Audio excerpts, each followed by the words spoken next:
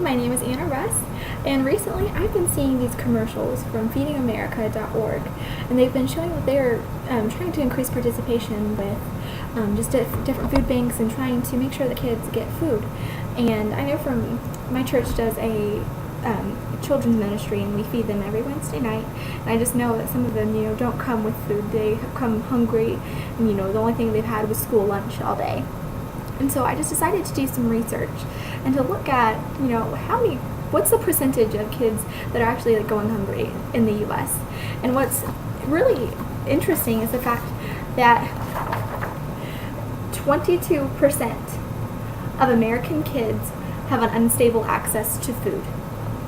That means either, they're at school, and get free reduced lunches, but if they go home, what do they eat? They're kids, they can't necessarily go buy anything, so what do they do for food? And so, according to feedingamerica.org, they, in 2012, a study showed that 22% of American kids do not have a stable access to food. And so that just kind of got me thinking, all these kids don't have food, and how much food actually goes to waste. How much do we get rid of on a yearly basis? That, what can we do to change this? And what I found out was, according to an article by Brad Plum, 40%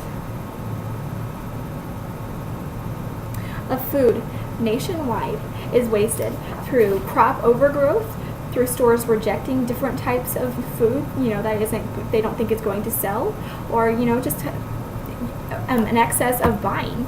And then I decided to look at what the average home waste, and the average home waste is 25% of the average of their food that they buy. Of the food that they buy, they throw away. That means they don't even eat it. It just gets thrown away. And I think there's a problem with that.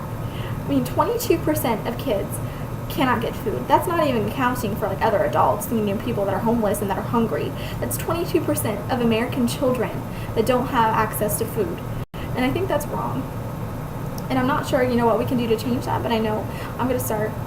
And so I'm going to encourage my family to start buying less and eating what we have, and just to be more conscientious with what we're buying and, spending. And I just think that, donating to food banks is a good idea, and that, I'm going to start doing it. And so that's just kind of what I wanted to talk about today.